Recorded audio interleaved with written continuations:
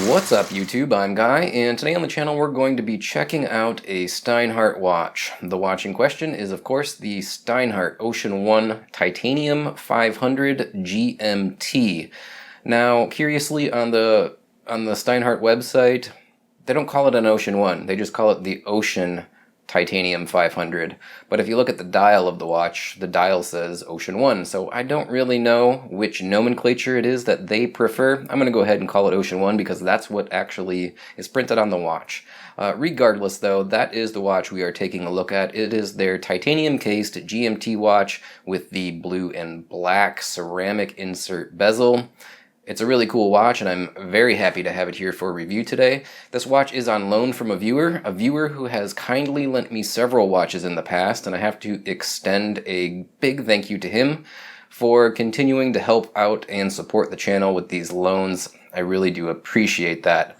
That sort of is a segue into the next thing that I want to bring up. I've had a few people over the last couple of weeks sort of complain that I'm focusing too much on high-end watches. One person in particular had mentioned, why don't you review more Seikos and Steinharts and watches of that caliber? There's already too many YouTubers out there doing these high-end watches and we don't need any more of them.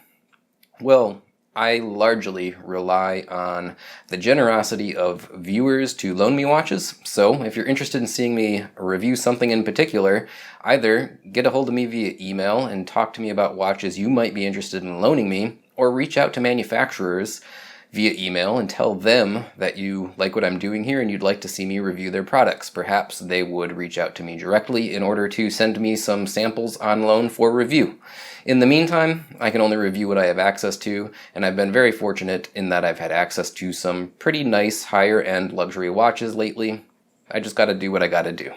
Before we jump over to the tabletop, I want to take a quick moment to address the topic of, is this just another homage watch? Is this a GMT Master 2, Batman homage, the Rolex? I don't think it is. I think that it is strikingly different. Sure, it's using a blue and black bezel. I mean, lots of watches use that. Sure, its dial has the circle pips with the rectangular or baton markers at, 369, kind of like a Rolex, but a lot of watches do that too. Other than that, though, this is very much its own thing. It's doing a lot different. In my opinion, most watch designs are to one degree or another pretty derivative. Everything kind of starts to look like everything else when you've seen as many watches as I have. So no, I don't call this an homage watch, and I'll probably address that a little bit more when we look at the watch up close on the tabletop. Alright guys, here we have the Steinhart Ocean One Titanium 500 GMT, reference number 103-0662. I don't usually get the full box package, everything with watches that have been sent in on loan, so I'm going to take a quick moment to just give you a quick, a little bit of a look at the presentation, the way that you would get this watch if you ordered it online. First things first, we get a white outer cardboard box with the Steinhart logo embossed in a semi-reflective silver, imprint, whatever you'd want to call it. Inside of that outer cardboard box, as we get that out of the way, you have a little operating instruction here for how to use the GMT movement and everything. Open that up, get that out of the way. This folds down. There's a little tissue paper cover. We have a relatively nice inner box with the Steinhart logo on it as well. The black leather, I don't know if it's actual leather-like material box has a little fold-over flap here to keep it secure. And when you open it up, it's on a hinge. You can see that the back portion has a really nice foam, kind of reminiscent of, a tool case or something. And then on the inner portion here, a little black pillow, of course, which comes out. We have our spare links back there, and the Steinhart hang tag. So we have that nice little presentation case. It's not overdone or excessive, but since I don't normally get those with the watch, I thought I'd take a second and just show it to you guys. What you are obviously here to see is this, the Steinhart Ocean Titanium, or Steinhart Ocean One Titanium 500 GMT. Again, I don't know if it's Ocean Titanium or Ocean One. It's listed as Ocean One right here on the lower portion of the dial, but on the website they don't call it Ocean One. A little bit peculiar, but nevertheless, yeah, this is it. MSRP, first thing we'll talk about, $650, and in my closing thoughts I will probably touch on that a little bit more as to whether or not I think that's a good value. The short answer is, yeah, I do think that at $650 US dollars, it's a good value. There's a lot to like here about this watch. And while it is maybe a little bit more expensive than some similar options, like from Seiko and even some of the other Steinhart Ocean Ones, we have to keep in mind that this is a GMT function watch with a movement that's a little bit nicer than your typical three-hand only with date movement, so it's going to be a little bit more expensive. Overall, the basic specifications on this watch, we have a case diameter from side to side, not including the crown and crown guards, of 42 millimeters, with a lug width coming in at 22 millimeters. A thickness that seems deceptively thick at 14 or maybe slightly over millimeters in thickness, but that domed bezel adds quite a bit to it, and on the wrist it doesn't feel nearly that thick. And we have a lug-to-lug width from one extremity of the case to the other, or the watch's wingspan, as I often like to call it, of just around 51 millimeters on my caliper. Overall, a decent size that's going to please most people. I would be, I don't know, lying if I said I wish everything wasn't just a little bit smaller, so a little bit smaller diameter, a little bit smaller lug-to-lug. That would be my personal preference. Fortunately, Steinhart does have a relatively new model in their product catalog, the 39mm, both GMTs and dive watches. So, you know, that's going to be an option. I don't think that they have a titanium version in the GMT line, though. I think they're all stainless steel. So if you're looking for the titanium, I think this is the only option. Now, other basic features and specs about this watch. We do have that dome sapphire crystal. It is AR coated, double AR coated, I believe they say, on the underside of the crystal. And as I pan over towards the light here, you can kind of see a little bit of that blue tint. It is definitely decent AR coating. We do get a screw down crown, and with that screw down crown, we get 500 meters of water resist. Pretty impressive. When I was reading the specs, they had it listed as 50 atmospheres of water resist, and I was like, wait a minute, 50 meters? No, that would be 5 atmospheres. That's 500 meters. I had to double check myself to make sure that I wasn't making an error. 500 meters of water resist is pretty atypical for a watch in this price range and of this type. But yeah, pretty cool, I suppose. We do have a ceramic insert bezel, and that ceramic insert is fully loomed. The dial and the handset also feature the same loom. It is BGW9, and I'll bring in a Loom Shot a little bit later on in the video to show you guys that. It's quite good. I like the loom on this watch. As mentioned, this is the titanium version. Of course, we have a titanium case and a bracelet, including the clasp. Everything is done in titanium with a really nice satin flat finish. Overall, I really like the way that this presents. You can see the coloration of the titanium is not exactly like stainless steel. It's a little bit more dark, kind of a gunmetal gray color. Nevertheless, I liked that sort of muted, understated, not bright, shiny stainless steel. I think it works really well on this watch. Finally, we have the movement, an ETA 2893-2. Elabor grade, and they call it an Elabor Premium. I believe the reason that they call it the Premium, and we'll see when we look at the case back, it's just decorated a little bit more than your typical ETA Elabor grade movement. The 2893-2 is very similar to the 2892-A2. That particular movement is, of course, a time only with date movement, and this is a GMT movement. Otherwise, relatively the same. That is to say that it is an upgrade over the typical 2824-2 movement that we're going to find in a lot of watches around this price range.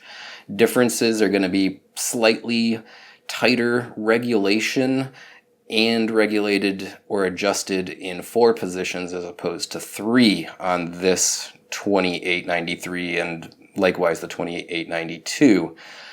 There's also, I believe, better shock resistance in this tier of movement above the typical 2824, so keep that in mind. This is a higher end movement than what you might be used to seeing in, watches, again, in this tier, in this price range, at this level.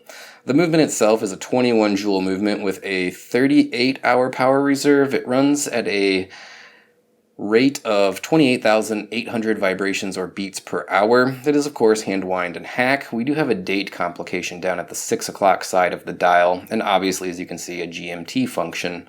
So that's your overall, basic features and specifications about this watch. There's quite a few, upgrades, if you will, on this watch. And again, that's why I think it sort of justifies maybe a slightly higher price than you would expect for, something in this tier. We'll bring the camera in nice and close here. First things we'll talk about are the case. And while I did mention that this watch is a little bit thick, maybe at roughly 14 or just over millimeters in thickness, if we take a look at that crystal again, a very, very steeply domed crystal.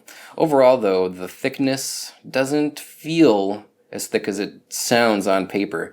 The case flanks are relatively short. That bezel doesn't stick up very high, and it's got a nice slope. The case back isn't overly bulging or bubbled out. It's not nowhere near as thick as you would think it would feel, despite the fact that it is 14 millimeters.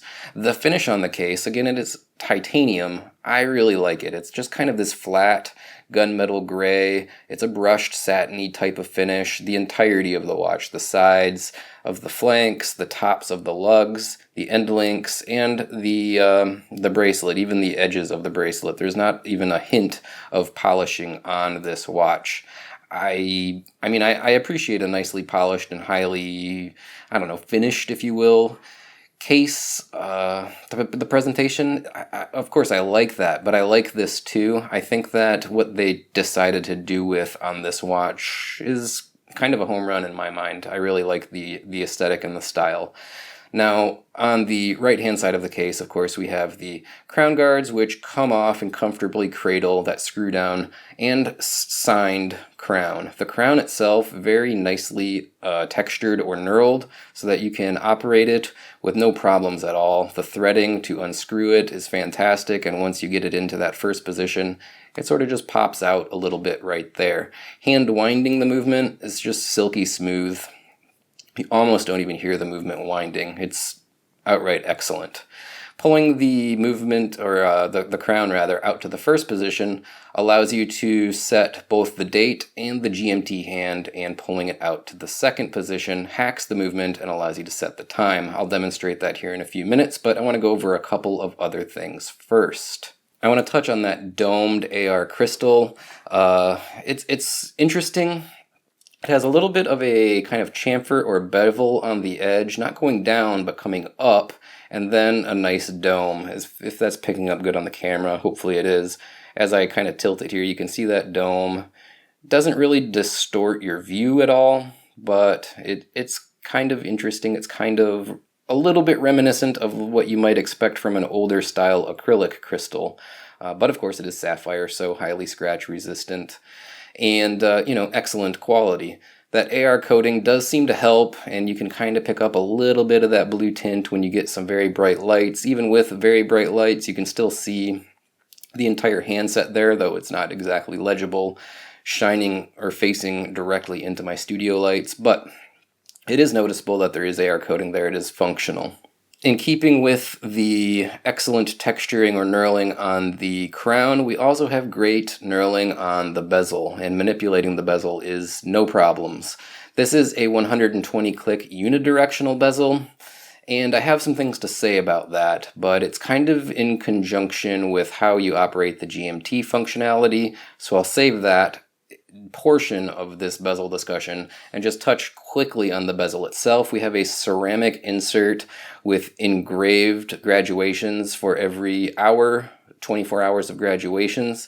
All of those graduations or engravings are loomed, and the loom is quite good. Being as how it's a unidirectional 120-click bezel, it works just like you would expect any dive watch to work, and that's kind of a little bit of a point of contention for me in terms of operating it as a GMT time zone bezel, but again, I'll get to that in a minute. The overall action of the bezel is outright excellent, and I had a Ocean One dive watch a while back, and my minor complaint about that watch was that the action of the bezel was relatively stiff. I don't get that at all with this one. It's smooth through and through. The clicks are very positive, and you feel that you're manipulating it, but you definitely don't have to struggle with it to turn the bezel at all. Come in here a little bit closer. You can see I've got some fingerprints on the bezel. It is very glossy, and as you can see, it's kind of reflecting light, so that's going to be a minor problem depending on your surroundings. We have a very, very nice kind of Batman blue, I guess is what we would call that color from the 6 to the 18 graduations. And then on the top side, a nice black color, sort of used to represent your day and night when you're reading the GMT hand. So as you can see right now, it's pointing at 1000 hours. So we know it's 10 a.m. strictly by the coloration that we're seeing on the bezel here. Before I talk about the GMT functionality, let's zoom in a little bit closer here and check out the dial. We don't have any applied markers here. They're simply printed with that BGW9 loom, and that's not really a problem for me. I do like nice applied markers that have a stainless steel surrounding or outline or border, if you will, but this works for me. It's not a big deal that it does not have actual applied markers.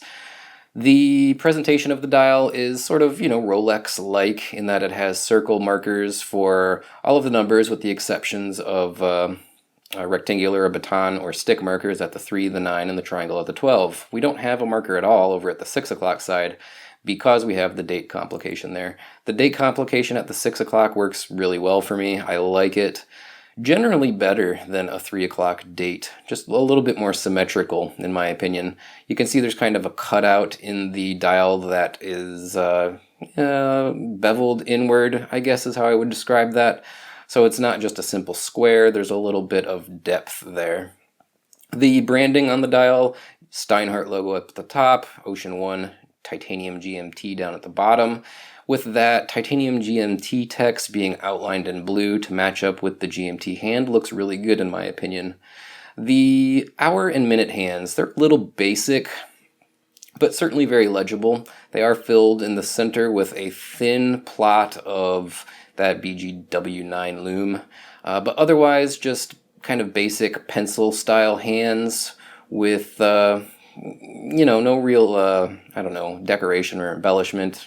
I guess I'm sort of a sucker for high polished stainless steel hands, but these are decent and again very legible. On the very outer edge we have a minutes track in a sort of flanged out chapter ring, very reminiscent of what we see on a lot of the Seiko dive watches, and kind of deviating it away from being what someone might consider a straight-on, what's the word I'm looking for? Rolex GMT homage. Rolex doesn't do that with the chapter ring on the outer edge there. I like that presentation. I'm a fan of Seiko watches, so I'm really used to seeing that style of chapter ring. Overall, there's a really good balance of symmetry and design going on with the dial in the hands, and the presentation's very good. We'll take a quick look at that case back. In particular, you can probably see there's a lot of perlage decorations underneath and behind the golden Steinhart signed rotor. I believe that's what makes this the Elabor Premium, is what how they describe it on their website. It's just that extra level of decoration. Otherwise, basically what we're seeing here is a fairly typical ETA movement. The rest of the case back, it just has some engraving, Ocean One Titanium GMT, designations for the water resist and the movement, sapphire crystal. I believe this case back is actually a sapphire as well. So let's go ahead and talk about the GMT functionality on this watch. As we can see right now, it is roughly 10:18. We can see that the GMT hand is pointing to 10, so the GMT and the hour and minute hands are set to the same time zone. In this case, we're talking about, not that it really matters, but Eastern time of the United States. Now, there's a couple of things that you can do. You can adjust the GMT hand forward, or you can use the timing bezel. Now, the way you normally, well, I don't want to say normally, the way I would be accustomed or would expect a GMT to work is that you set your GMT hand to your local time, and you can independently adjust the hour hand to whatever time you're traveling to. And then as a third option, you have your bezel to check another time zone. That's not how this works, though. When you pull the crown out to the first position to adjust the GMT hand, the hour hand stays put, and you're changing your GMT hand. Here's why I have a problem with that. Let's say I was on the West Coast, but I wanted my home time to stay at 10 o'clock. I'd want to adjust back my hour hand to be 4 hours behind, so it would be 6 o'clock. And then let's say I wanted to know what time it was in London. To use this bezel, you need to know the offset in hours from the easiest way to remember would be your local time. So always having my GMT hand on the local time makes it easier for me to use this bezel. I know that London is 5 hours ahead. So all I have to do is move the 5 pip up to 12 o'clock, like so. And I know now that in London it is 15:20. Or what is that, 12, 13, 14, 15, so that's 3:20 in London. But I know that, my home time was 10:20. That becomes more complicated because the way that you adjust this GMT hand or this watch is the GMT hand move. So if I moved the GMT hand somewhere, I'm not in local time, and I have to do another layer of math to say, okay, I know London is 5 hours ahead of my home time, but I'm not pointing it at my home time, I'm in a different time zone. I think that it complicates it a little bit. So the way that I would use this is probably to always just leave the main hands and this GMT hand on my home time and use strictly the bezel. Now another problem that I have with this is the bezel is just a dive bezel basically. It's 120 click unidirectional. I can't go back one way or the other. This is how it used to work on the Rolex GMT Master 2, the previous generation, the 5-digit reference ones, but more recently they've changed it to be a unidirectional 24-click bezel. That would be greatly preferable in my opinion. But this is what it is. That's all we can do. Now I'll demonstrate when we pull out the crown to that first position. Scrolling the wheel up pushes that GMT hand ahead 1 hour. Again, I would prefer if the GMT hand stayed put and the hour hand itself moved ahead or behind 1 hour. Now there's no going behind because spinning it the other direction quick sets the date, as you can see there. Again, that's another little issue that I have with this. If the hour hand just moved ahead every 24 hours, it would flip the date. That's less convenient in setting the date, but I think more convenient in telling time, specifically in tracking multiple time zones. So now, let's say I was, this is my home time, 10:20. Let's say that I was in California. I would need to move the GMT hand all the way around because California is -4 from the East Coast. And just keep going and keep going, as you can see here, and bring it all the way around to, what would it be in California? 7? Yeah, 7 o'clock. So there we are at 6. Here we are now pointing at 7 o'clock. So now my home time is the main hands, and this is my, where I am currently. Now again, let's say I wanted to know real quick, what time is it in London? Well, I know off the top of my head that London is +5 from my home time, but if I adjust this over to +5, it would suggest that it is just after 12:20 in London. But we know that's not the case. I need to bring it 4 more hours, so 6, 7, 8, 9, to know that it is 1620 in London. That extra step of having to remember how many hour shifts I am, not from necessarily my home time, but now the time that my GMT hand is pointing to, it's just an extra layer of confusion that I don't prefer. That said, it's not a horrible make or break deal. I don't want to make it sound like this is a big issue. For the majority of people, they're probably just going to keep the GMT hand pointing at the same time as their home time to sort of have a local 24-hour time. That's what I would do. So I would know that, if it's 3 o'clock, it's actually, 1500 hours. That's the way that I would use it. And then I would just manipulate the bezel for those rare occasions when I would need to know a different time zone's current time. Hopefully I adequately explained how the GMT functionality works. It's a little bit confusing even to me.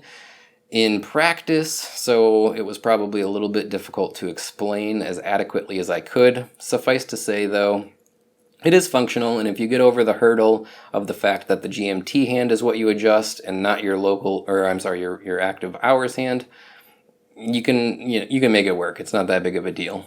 The last thing to cover on this watch is going to be the bracelet. Again, this is a titanium bracelet. The bracelet itself has screw links, which I will try to get into frame. Interesting that they use screw-in links on titanium. I think it was in relation to the Grand Seiko Snowflake. They used pin and collars on that titanium watch, specifically because it would be easy to strip the threads, I guess. So if you're over screwing or over tightening your links or screws on your links with the titanium material. So I was a little surprised to see that these are using screwed in links. I don't know if this is a different grade of titanium or what. I suspect you'd have to be careful and not over tighten them so that you don't strip out the threads on the screws. But yeah, we do have screwed in links there. The links themselves, very standard oyster style, 22 millimeters up at the case and tapers down to about 18 millimeters when we reach the clasp. All brushed, every edge, every side. Very, very nice though. I do like it. The clasp itself, not bad, but not fantastic. We do have a fold-over safety latch, and then just a simple friction lock clasp. The friction is a little bit tight, but I guess that's a good thing. It's not going to fall off. Very nice, machined, robust swing arm. Also with that matte satin finish, built in titanium, it would appear to be. We have 5 micro adjustment holes, which is a plus. I'm always a fan of having multiple micro adjusts. Nothing I hate more than seeing a clasp like this with 2 holes. Hamilton does that all the time on their watches, and while I love Hamilton watches, I hate their clasps strictly because they always short you on the micro adjusts. We also get a half link in the bracelet, so another level of adjustability there. If you need to, you can remove that half link along with any of the full-size links. There's obviously a whole lot of wear and tear on this clasp here. The viewer that sent it in certainly doesn't just leave it in his watch case. That's kind of what you can expect on this type of material. I'm guessing these are all just desk diving marks. Is it excessive? Well, I don't know how much use he's put it through. But again, certainly you're going to get wear and tear on titanium. It shows those little scuffs and scrapes, pretty regularly. Or readily, I guess I should say. Overall, yeah, I like the bracelet. The clasp could be better. I am not a huge fan of friction lock clasps at this point. I kind of am starting to expect a little bit more, but, it's kind of typical, I guess. I don't think the more entry-level watches have really caught up with the clasp technology, and we're not seeing the quick adjust stuff quite yet, but I think in the future these are going to be a relic, and we're going to start seeing like glide lock systems and things like that, even at this $500, $600, $700, $800 price point. I certainly would expect to see it more commonly in the future as we start approaching that $1,000 price point. We do, of course, have solid end links, which should be obvious, but yeah, I wanted to also make mention of that. And overall, the end links are pretty nice. There's not really any significant gaps or anything, so it's a pretty well put together bracelet with just a few minor little gripes about it. I did want to bring in a Loom Shot, the loomed bezel, loomed hands, loomed dial. Overall, the loom looks outstanding. It's very strong. I'm not a big loom guy. It's never a purchase decision for me.